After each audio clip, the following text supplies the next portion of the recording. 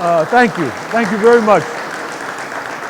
I always love to get introduced as the all-time winningest coach in Vermont history. That's one of my favorite things. Because it's true, it is true, but I'm the all-time winningest coach in Vermont history by 2 games. I'm the all-time losingest coach in Vermont history by 88 games. So it's all about marketing your brand and spinning it. And how about this? I look at Gene Bain, he kicked my ass. I look at little Cormier, little Foch, and this is even the baby Foch. There was 2 more Foches before him, and his daddy kicked my ass, and Cormier's daddy kicked my ass so many times. So it's been, but the growth of basketball in Vermont and the growth of it in this whole area has been great. It's been unbelievable, and I'm getting old. I have to sit down because my feet, I got bad feet, so that's why I'm not standing. And he asked me to talk about what I would do differently if I had to do over again. It really got me to thinking, and one of the things that's really interesting to me is that after well, first of all, let me say this.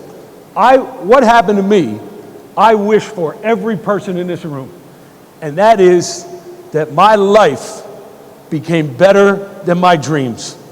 Way better, way better. And now, don't run out and buy a new car. It didn't happen until I was 50, but it did happen, and it was immeasurable, the joy. It was really unbelievable. And I think the one thing that I always wanted to do when I became a head coach, the most important thing that I wanted to have and I wanted to be was happy. I wanted to be happy. All the nonsense we go through, everybody goes through. Poor Jimmy, hearing that story, my God, I know. A lot of us know, and he was the national coach of the year last year. He was. What a job that guy did with a program that couldn't go anywhere except to the NCAA tournament, and they really weren't that bad. Really, I mean, I shouldn't say they were not that bad. I'm saying they were good, but it was an unbelievable long shot that they were going to go to the NCAA tournament. So now you got to motivate all these kids who are not in the league, the only team in the country, and it was unbelievable. It was just unbelievable the job he did to get them to play as well and as hard and as good as they were. But I think that one of the big things for me is that I just decided from a very young age that I was going to be a happy guy. And I'll tell you what, when I was an assistant, I worked for Bill Raftery, I worked for Rolly Massimino, I worked for Bruce Parkhill, and I busted my butt. I worked my ass off for every one of those guys. I did every single thing, tried to do everything I could. But when I became an assistant, when I became a head coach, I didn't work that hard. I had good people around me. I really did. I had good people around me. And I had a lot of other things going on in my life. And I'm just such an aberration with this group because, like Will Voigt today, the stuff he was saying, I'm like, it might as well have been chemistry to me. He's talking about this guy, the pocket here, this 4 guy over here, the angle, you get up. I'm thinking, what the hell? Slow down, man, slow down. I was never one of those guys that could see all 10 people out on the court. I could never. I had to watch the film, bro, take it back. That wasn't my thing. And so my guys never, and I always had tremendous help. Jeff Brown being one of them, one of the greatest guys I ever met in my life. But I always knew, I always was confident with what we were doing, although I didn't outthink people, I didn't outcoach people, but I knew that I loved my players, and I knew that they loved me. For every year that I was there, except maybe 1 year, we had an odd group, and it just didn't, it didn't go. But every other group, I loved them, and they loved me, and that's how they played. That's just how they played. I mean, think about this. You talk about crazy stuff. I was just thinking about this when Jimmy was talking about not letting his point guard shoot a 3. In my 19 years at Vermont, I had 9 different guys in 19 years that attempted at least 16 threes in a game. Just how we played. In the beginning, it's funny. So I was getting away from my original point. So I started out, when I was at ESPN, I had the good fortune to hang around with Bill Parcells. And I always loved Bill Parcells. I just loved him. I'm a Jersey guy and all that. And I remember saying to him, how long could you enjoy the win? And he said, until I walk to the tunnel. And then I started thinking about next week. And I'm thinking to myself, I enjoyed every win. It was euphoria to me. It was euphoria. And I think a big part of that was that in the beginning, I never won. I never won. And understand this too now. I mean, talk about like, are you serious?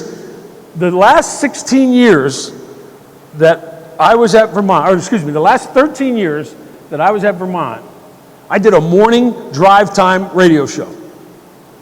Like, I kept waiting for somebody to come from the university and say, yo, man, you're our basketball coach. What the hell are you doing a morning radio show? Then Imus and Stern came to town. I thought, well, maybe you're done now. Maybe you're done. But I wasn't. You know why? Because we personalized it. We personalized it. We talked about the local people. We talked about the sports teams in Vermont. Imus wasn't doing that. Stern wasn't doing that. And we prospered.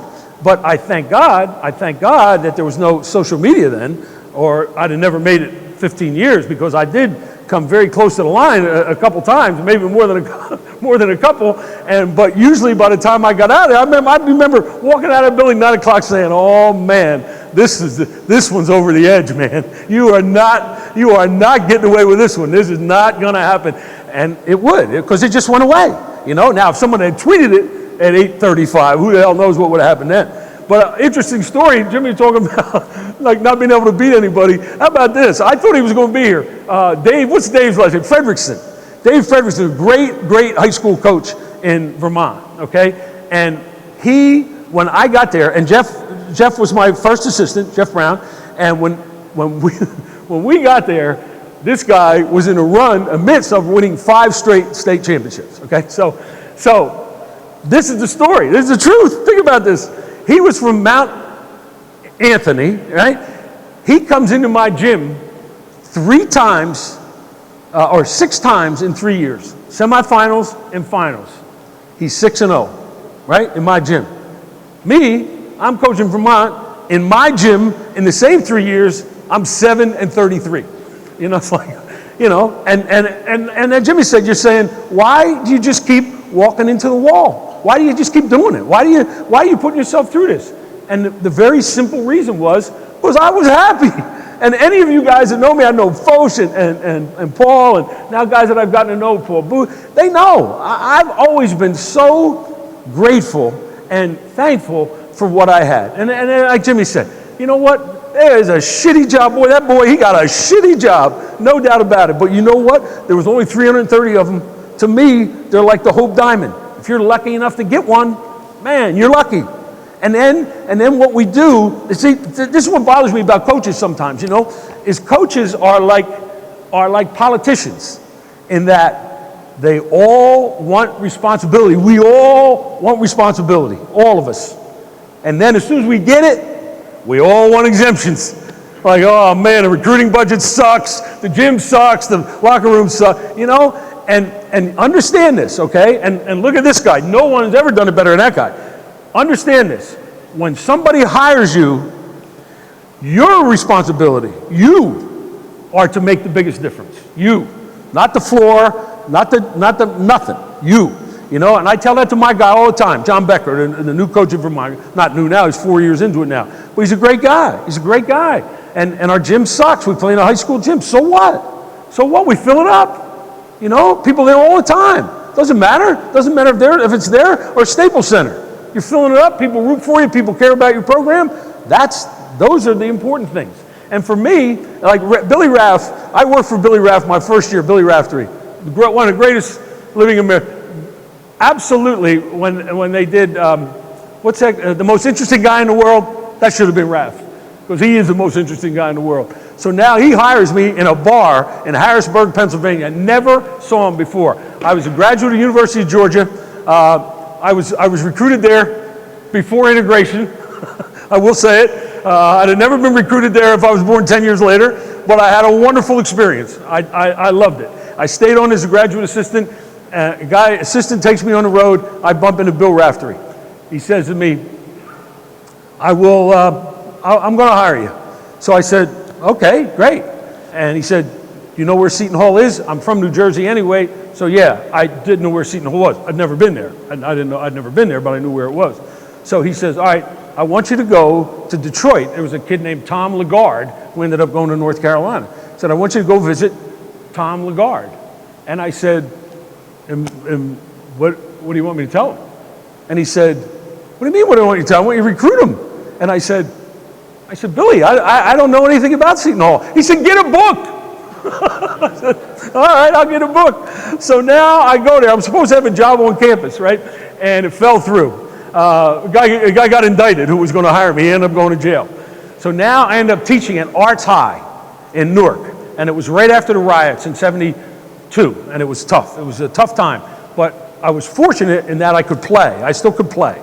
So if you could play in Newark in 1972, in a high school situation especially, you got accepted. I remember telling a kid one time, Summerfield, shut up, shut up. And he said, oh, Summerfield, shut up, Summerfield, shut up. Ain't nobody in here making no noise but Summerfield, just Summerfield. Now it's the end of the day, I am wired, right? So I got this eraser, I turn around and I throw it and it hits him like right here in the eye.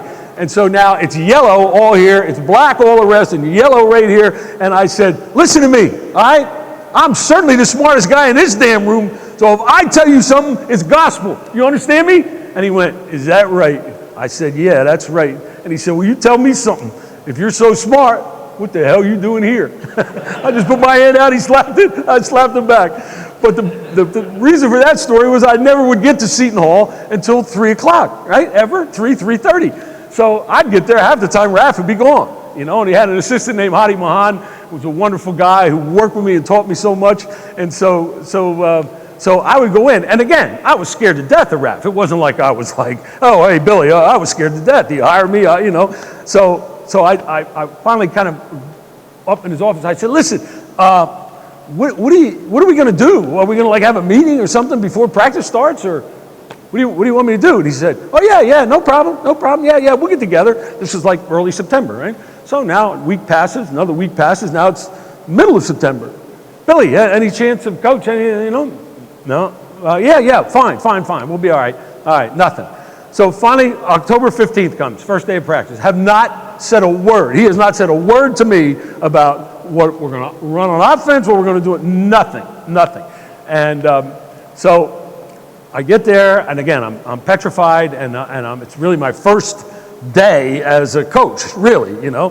And so we start to practice. I will never forget it as long as I live. And I said, what do you want me to do? He said, stay with me. Just stay with me. Everything will be all right. So I said, great, okay. So I followed him around like a damn puppy everywhere he went. So we're running a drill like a UCLA drill. Somebody's cutting off the high screen and going into the block. And he said, you know, so the guy does it. And I'm there with the Foch and Cormar right there. I'm sitting there and Billy's sitting right there. So all of a sudden, we're this close. And he jumps up. Whoa. No, that is not how we run that cut. I want you to set your man up, fake, go off his shoulder hard, run right off his shoulder, get to the block, make yourself big, and look for the ball. And I thought, man, all right. It's good. There's a great first lesson right there. Honest to God, he was this close to me, and he turned around, he said, it's all bullshit, Tommy. If they make it, you're a hero. If they miss it, you get fired. So just understand that. So, and imagine now going from that, for those of you who know, Coach Mass. Coach Mass is like a whirling dervish times 100. And this is an interesting thing, fellas, really an interesting thing. And I did kill myself for the guy, I did. But, I mean, and I talked to Paul about it, who was a former assistant, those were his expectations. He had great expectations for you, and he would not accept anything less. And he kicked my butt, and it was not fun, and he was mean, and he was just, you know, he was tough. He was really tough. And finally, he broke me. I couldn't take it. I just couldn't do it. And I'm 24 years old. I'm at Villanova, for my second year. I mean, my star is rising. Couldn't do it. I just couldn't do it. And I was really bitter. I don't want to say I hated them, but I really, really disliked them. And I wanted nothing to do with them ever again. But you know what? As I got away, as I got further away, I understood that, listen, man, this is the deal here, okay? This is how fast the train was going, okay? This is how fast it's going to go. You want to be on it? Yes, sir. Yes, sir. I want to be on it. No doubt. Well, I got on it. So you know what? It's going too fast for me. I can't deal with it. It's going too fast for me. I can't take it. So I got out. I got off.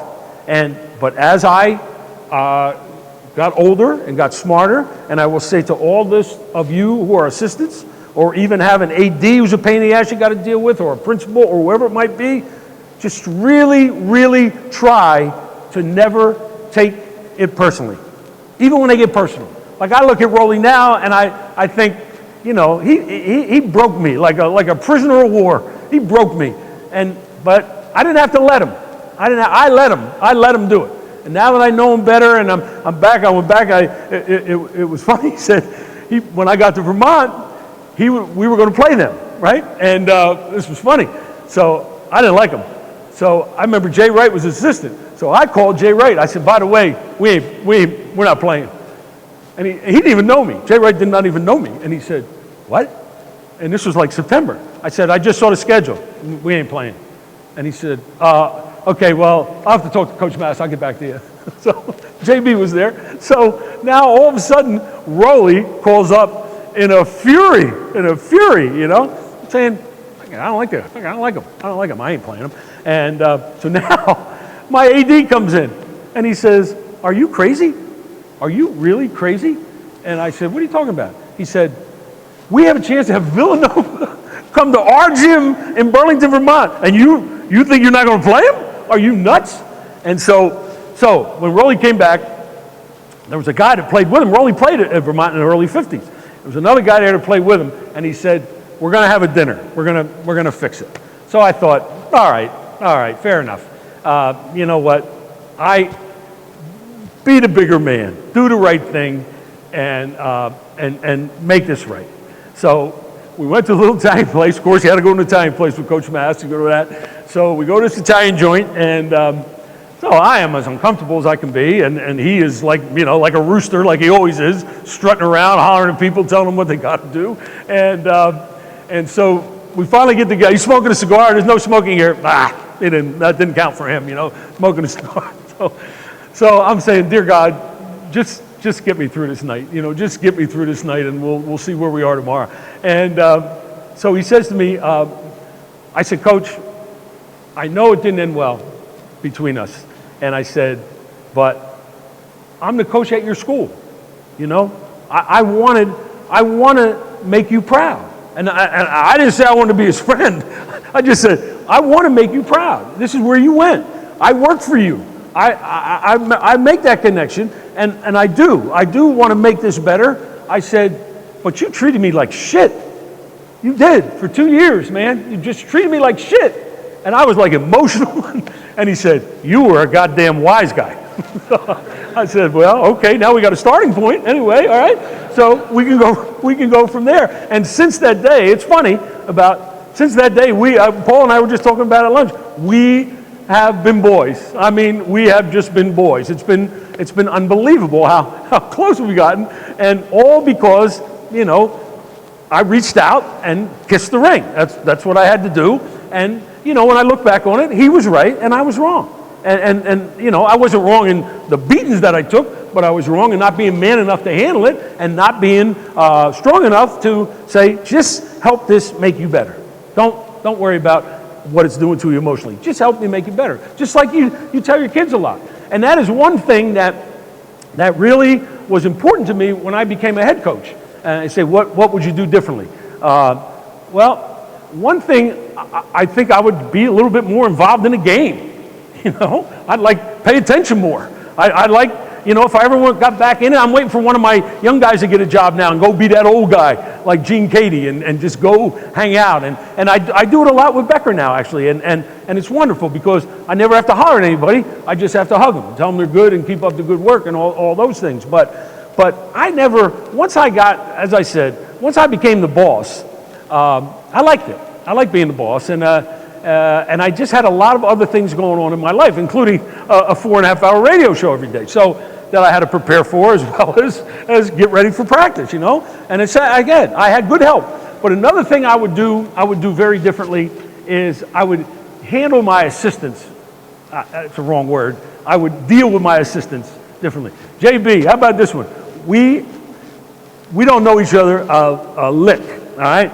But he agrees graciously to stay on, you know. And again, it's not a good situation. You know, guys left. We had a couple guys leave. And so we know we're starting from zero. So we're going to establish this culture. We're going to do things right. And we're going to, you know, do it all the right way. And the first year, I think it was the first year JB went to NC State, right? Was that the first year or the second year? Well, anyway, one of them. We go to North Carolina State. Valvano's got Corciani and Monroe, right. And they're going to press and run, and, you know, they're not going to play slow like North Carolina State always did. They're going to press and run it. So, again, they drill us. So we go down there, they drill us. It was 50. They've been, again, Jimmy 60. I think 50 was the top for me. And by the way, the same night, Mike Dean, my boy from Siena, is beating Wake Forest. So, of course, at North Carolina State, they keep giving the Wake Forest score because they're getting beat, and they love that at NC State, and they're piling it on us. They are just killing us, you know. So anyway, we go there, we do it right. We stay in a beautiful hotel. We rent Lincoln Town cars. You know, we never got a bus on the road ever. So we rented these nice town cars. We took them out to a great meal. You know, we did it right. We just did it right. So we come back, and I don't even know my boy that well this time. And I get called in from the money girl. She says, listen, man, we got a problem. I said, what's the problem? She said, the bills are coming in from North Carolina State. So I said, so what? She said, so what? I said, we got a $10,500 guarantee. Now, what was I supposed to do, give them sandwiches? She said, whoa, you got a $10,500 guarantee. So far, you've spent $12,000. We lost by 50. Think about it. So now, oh my God. So I go over to my boy. You know what? I don't know what the hell you were thinking, but Jesus, we are $1,500 in the hole for that 50-point loss. I mean, what were you thinking? He said, hey, I don't know you that well, but I never thought you'd be one to want to cut corners. I said, you know what? We're going to go down in flames, but I'm going to go down with a guy I love, that's for sure. One night we were stuck, this is a true story, we were stuck on the New Jersey, on the Garden State Parkway, bumper to bumper, okay? And in the other lane, they had the barrels and the lane. You couldn't go there. They had all the barrels up, you know, and the two lanes that we were in were stuck. So we're sitting there, and he didn't talk much, you know, especially then. I didn't know him that well. And but we got 4.5 hours to go, and we are stuck dead in traffic. We're stuck. And so he just all of a sudden turns, like it was a movie, honest to God. He turns, goes into the lane with all the barrels, and jets up that lane going like 70 miles an hour. And I said, what are you doing? And he said, hey, we got the furthest to go. So I said, well, all right, if that's how you feel that strongly about it, go right ahead. And I wrote some things down because I can't remember stuff now. So this was the thing I was telling you about the wins. I had my friend Coach McDonald, from a dear friend of mine from New Hampshire, football coach. And he came up this weekend to visit, and I said, hey, I got to do this thing on Wednesday. And I said, one of the things I want to ask you, and I've asked a lot of people since my time on the radio now, what would you change? Now, there's a guy, he's been there 16, 18 years. The last 12 or 13, he's been to the tournament. This year, the national semifinals. I mean, and anybody been there? It's smoke and mirrors. They don't have squat down there in terms of facilities or anything like that. But they win and they win and they win. They keep getting good players. So I said, and he's really one of us, you know, just a good old boy, great guy, and no bullshit guy, you know. And so I said, what would you change if you had to? And he said, I would enjoy the winning more, I would really enjoy the winning more. And I'm thinking to myself, you know what's funny?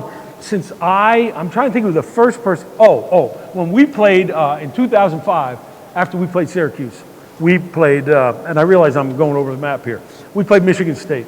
And so I had heard that Tom Izzo always went out and watched his team warm up because he could get a better feel for them, you know? And what happened was, during that time, we thought that one of my assistants was going to get the job. It appeared that that was going to happen, okay? So I remember calling Izzo and saying, what did Judd have to do for you? What did Judd, in other words, how can I further help this guy along? And he said, well, you know, it was more of, you know, him everywhere he went telling people that I should be the guy. He just did that, you know? And I remember when I left, I announced my retirement in September, and I said, this should be the guy. This guy should be the guy. No brainer.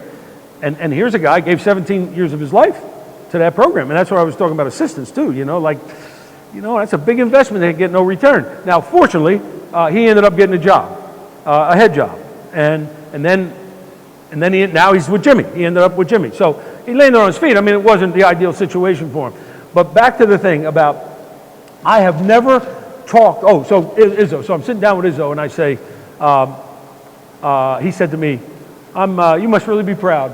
I said, I am proud. I said, I am very proud. This is unbelievable. And Bay and I was so goddamn cranky that, you know, you can't, I mean, you know, the hell with him. And the way that he handled that suspension, that's such nonsense, man. I can't believe that, you know, like, that's your program, man. And that's what I would say to each and every one of you. It's your program. You take the hit as much as anybody, you know. So Izzo was saying, you know, I love the way you do things. I love that your attitude and again, I just decided from the minute I became head coach, I was going to be a happy guy because I was happy coming in. I was not going to not be happy when I was doing it. And he said, but I just can't do it. I just can't do it. I wish I could. And as I look at it, I see my boy here. I got a great story about him too. But how intense he is about the game, and how like most coaches are. Duh, I guess you're supposed to be. But it was never like that for me. Like losing was the cost of doing business, and that's exactly. I just talked to Coach Larinaga. He said, "Boy, at the end of this year, they went 25-12, the Celtics, and so much better in the beginning where they were, I don't know, whatever, bad. It was bad, right? But the whole idea is that I was never going to let it determine who I was. I was never going to, say, oh, shit, you can't coach, man. Look at your record. You can't coach. No. But every guy I ask, is it euphoric? Is winning euphoric? Or is it relief? There is not one guy, not one that said, oh, man, it was euphoric. And for me, honest to God, losing was, I guess it's wrong, but hell, hey, what are you going to do? I remember my radio partner said to me one time, I said, you think it's easy losing 3 times a week? He said, yeah, then you lose 3 times next week. And I'm thinking, you know what? But I don't care. That's not how I'm measured. That's not who I am. That's not who the guy, and my kids know that. My kids are going to play hard for me all the time. And so by the time we got good, it was so easy. I remember saying, and I believe this as much as I believe I'm sitting here. The third year, when Coppenrath was out of his mind, I mean, we were just really, really good. We were really good. We almost beat Kansas. We got screwed at UCLA, and it was funny because we got a foul at UCLA at the end of the game. Two good stories. We go to Kansas and we're playing the hell out of them. It's like a 4-point game with about 5 minutes to go. We're up 4. And I'm thinking, boy, oh boy, how about this? And again, I feel like somebody who won a contest here. I don't feel like the smartest guy in the room. I'm thinking like, look at you, TV. You're in Kansas and you're ahead. This is like, how can this be, right? So now all of a sudden, Coppenrath goes to the basket and he gets killed, no call. Okay, big boy basketball, no problem, We're in the big leagues now. Now we go down the other end, I had a guy named Simeon, I think his name was. And I think he was a pro for a while, Wayne Simeon or something. He takes a little fall-away jumper, like foul. Now I get up I go like this. Oh, this is some bullshit here, huh? This is unbelievable. And a guy sitting in the second row said to me, I swear to God, he said, hey, Coach, you didn't think we were going to give you $50,000 and the calls too, did you? It just made me laugh right out loud. I thought, well, hey, what are you going to do? So then we go to UCLA and we got them beat. We got them beat. And I was thinking, I'm sitting there thinking like, TB, look at you, look at your life, man. We went to Middlebury, my second year, we went to Middlebury and won by 6. I lost 3 straight years at St. Mike's, first 3 years, and they were good. I'm not saying they were bad, but I lost to them 3 straight years. Now I'm standing at Pauley Pavilion, and I'm thinking, how about this, man? How about it? And Sorrentine goes up, gets hit, obvious foul, no call, game over. So I start to chase the guy out of the arena, you know, and Ben Hallen comes by and just grabs my hand, and like he's the last guy I want to see. So we kind of shake hands, but I can't catch the guy, but I am pissed, right? So we get in the interview room, and there's a guy named Adonde, J.J. Adonde. He's on one of those shows where they have all the people, you know, 3 or 4 people, and he wrote for an L.A. paper, right? And so I went in there. I said, listen, I'm a big boy, okay? I'm a big boy. I've been beaten a lot of times in my day. And I said, but understand this. You know and I know that was a foul on that last play. We all know it. I just want to make that clear. I don't want it in the paper. I'm just telling you that. So, because I can get it off my chest. And the J.J. Adonde said, he said, Coach, I don't mean to be disrespectful. He said, but Lute Olson ain't getting that call here. He said, you don't think you're getting it, do you? And I thought, you know, it's true. But I remember this, talk about things I would change. There's a funny story. At the end of each year, we used to get the tapes and then and take a day. And again, we used to have mobile beanies because Vermont was so beautiful. Me and JB, we get in the car, we get a 6-pack of beer, we just drive up in the mountains and talk about basketball, talk about practice and all that, and come back. We'll come back later. It was crazy. But where was I going with this? What was I talking about? What? Tape, right. So now, you know, you're trying to get over the hump. And I look at guys, man, I look at all my boys right here who've all been where I've been. And we play at Towson, and we got 2 games coming up at home. And I know that we're gonna win the 2 games at home. At least I believe that we are, you know. And that was another thing too. I always believed we were gonna win. I did. I just didn't think there was any value in thinking anything else. Just no value in it. Didn't matter. So we go to Towson. We lose a tough game, but we don't play particularly well. But we lose, and I'm upset about it. And this was probably 2000, maybe 98, somewhere in there. So I remember this. Now, people got parents, they got girlfriends, they got friends coming to watch them play. On the bus, back to the hotel, into the room, watch the film. You made me watch this shit, now I'm going to make you watch this shit, right? Take them back, don't feed them, don't even let them get a shower. Put them right in that room for like 2 hours, and any of those of you that know me, you know I like watching film less than anybody, right? But I had to make my point here. I had to make my point, right? We're not gonna, so now, all right, we come home, and now it's April, and my graduate assistant kid said, which film you want? I said, let's get Towson. He said, okay. And I said, you want home or away first? I said, let's do away. Okay. So he said, okay. I said, did we win? Did we win down there? And he said, did we win? Did we win? He said, you were the biggest dick ever to come down the pike. Did we win? You wouldn't feed them. You wouldn't let them see their parents. Did we win? And now you don't even remember whether we won or not? And you know, that's how it was. I mean, that's how I am, you know. I didn't remember whether we won or not. But I never did that again, you know, because I found that it doesn't, you know, and like Jimmy said, can't beat them up. They're who you got, you know, and you gotta, and the one thing I learned, I think I really learned that I would do a little differently. And I think I did it a lot. I did. I think I was good about it mostly. But I think what you have to understand now, and what do you call them? Sabermetrics, analytics, whatever, all those things, you know, best shot, worst shot. fine. But all that being said, you have to find what makes each guy the best that he can be. Each guy. You have to take the time, you have to take the effort, you have to sit them down, you have to go back and forth. There's no more of, hey, we're all in. We're all in. Everybody's in. Don't ask any questions. I'm telling you this is what we're doing it, you know. And I found early on, that ain't working. That doesn't work because they have to be invested now. Christ, they're so spoiled, you know that? They're so soft. And it doesn't mean they're not good people. I'm not saying that for a moment, but you have to assure their investment in the process. And if you don't get it takes away.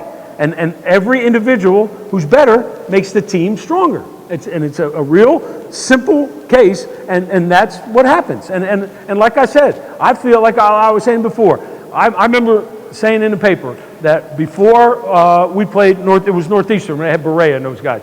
And I wasn't worried if we got home. I knew if we got home, we'd be all right. But they were good. They were really good. But I was worried a little bit about going to Binghamton, you know, and I thought, boy, this would be such a shame. I mean, we're so good, and this is our third year, and these guys have just achieved, you can't believe what they've achieved. Now, it would be so tough not to go all the way. That would just be heartbreaking. And it was one of the first times that I ever remember, we won both games down there, and so we were coming home to play Northeastern, and I remember riding back with my wife, and I was saying, you know what? I am so relieved. Oh my God. I just didn't even want to think what might have happened if we didn't play in the championship game, because we had played the year before. The town got nuts. Vermont, the whole state got nuts. It was just, it became, like I knew it was going to be big, but it became way bigger than I thought. But I remember riding home with her just saying, I am so relieved.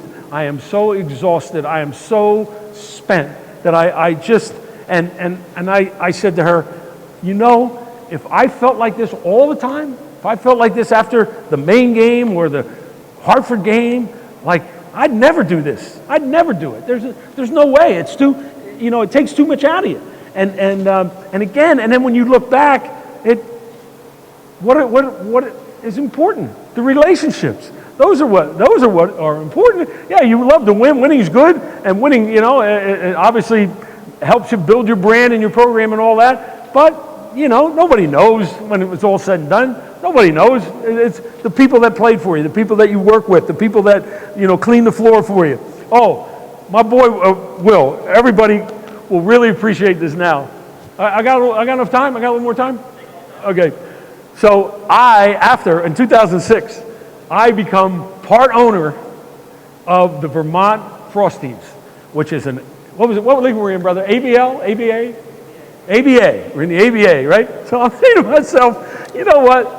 You've been on some run here, TB. You have been charmed for 3 years. You go to 3 straight championship games. Then you beat Syracuse. I mean, like, what more? What more could there be?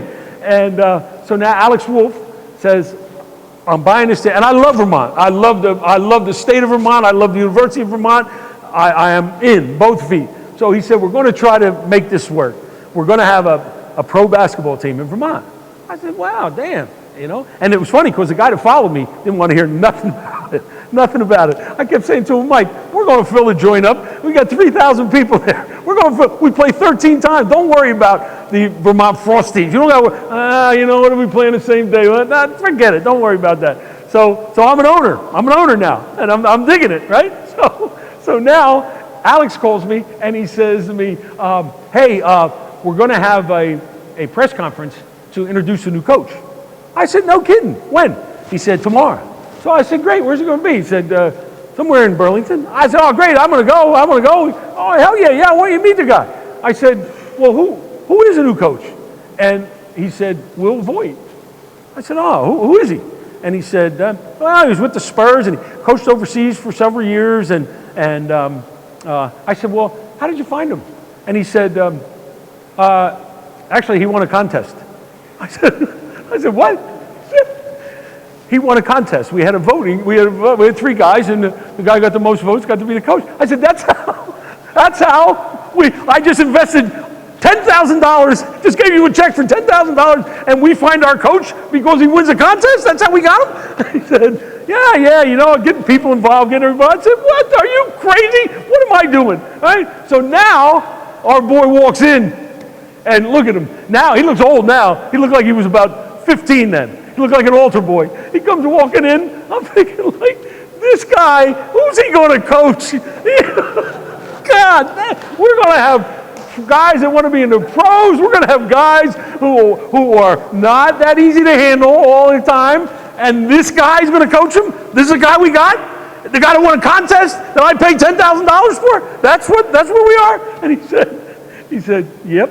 So I thought, well, I don't think much of him, but he's our guy, so we got to embrace him. We got to do it right. So I remember saying, why don't we go out to dinner? Let's go out to dinner. And he said, oh, Coach, I'd love to. And he knew who I was, because he grew up in Cabot, so he knew who I was. And so he said, oh, Coach, I'd love to go out to dinner. So we go out to dinner. I'll never forget it. Went to the Rusty Scuffer. Many of you have been there and during our travels together. And I remember him saying to me, I said, well, what did you do with the Spurs? He said, well, I was a film guy. And he said, and I really spent just about all of my time in the film room. And he said, except for the time that I house sat for Steve Kerr. And I said, oh, okay. And I said, did you learn anything? Did you learn a lot? He said, I learned everything. I learned everything. He said, it was the greatest time of my life. He said, it was the greatest coaching time of my life because I could just get in there and break things down and ask why and figure it out. And so I thought, well, all right, let me give this guy a second chance here. I went to a practice. I went to the first practice after the tryouts. Jeff helped him with the tryouts. It was unbelievable how good he was. It was unbelievable. I thought, man, oh man, he blew me away. The way he talked with people, the way he drove them, the way he taught them. I mean, I thought to myself, this kid is special. He is really special. And then, but what was interesting about that, when he went to the league, and I think Coach Larinaga coached in that league, it's like when you go to the D-League, you're thinking, all those guys give a damn about is being somewhere else. That's all they want to do is be somewhere else. And you can't do anything about that, I guess. I don't know. You guys could certainly address it way better than me. But when he was at Vermont, he was so involved with those guys, and it was so important to him and to all of us, really, that the thing worked, because it was a first-time operation, and so he did things in the community. He had the guys out. He spent time with them. He just knew, and they played for him. They did. They played for him. You could watch him coach and watch how he dealt with people and know that they did. They played for him. There was no question about it. And I thought, this guy is on his way. And then he went out there to Bakersfield, and now he's in between jobs. But as you know from listening to him today, there's no way he's going to be in between jobs for long because he's just too good. He's just too good. But it's funny, how things work out. You want to make God smile, tell him your plans. But this guy is a great coach, and I thought he was an altar boy that I paid $10,000 for. But turns out it was money well spent, money absolutely well spent. And I was saying about, like I said, one thing I did is because I worked with Bruce Parkhill, who was a great guy, and we were the same age. So we really were boys. So I was the assistant, he was the head coach, but we were boys. And so that's how, when I became a head coach, that's how I was. Where, hey, we're all in it together. We're family, and, we go out together. We do kids' birthdays. We take care. That's it. I've been to Jeff's daughter's wedding, and I wouldn't want it any other way. But I think there's sometimes when you got to say to guys, you know what, we need to get going here, and either in a year or in 2 years, you either got to have really done something special for this program, brought in player here that we didn't think we were going to get, or, and if not, then we might need to rethink. Then you might need, I think that would be one thing that I might do a little bit differently. But as I said, with me, it was losing never killed me because I did it so much. I did it so much. I mean, and I just thought, and the more I did it, and I remember Jeff and I were talking about this on the ride down. We went to Villanova, and we had a sports reporter in Burlington, and he was a pain in the ass, and he didn't like me because I was so happy, and the team was so bad, and I was so happy, and he just couldn't reconcile that, and he would just always bust my chops, and it's funny too. This is another thing. Like, I always wish I could have waited an hour before I talked to him instead of 5 minutes, because you're just so emotional back then. But anyway, we go to Villanova, and they pound us. And I had to stay and recruit. And Jeff went back with the team and called me the next morning. He said, oh man, you're not going to be happy. I said, what's the matter? He said, well, not only did they have the game story about last night, but he also, Andy Gardner, put a column in of the 10 worst losses in University of Vermont history. And I said, yeah. And he said, yeah, and you had 8 of them. They've only been there 3 years. I can't have 8 of them. I said, no, yeah, you got 8 of them. You got 8. So what are we doing on time? 5 minutes, okay. What else? I got some good stuff here. I never got to it because I can't keep myself in line. Fredrickson I talked about.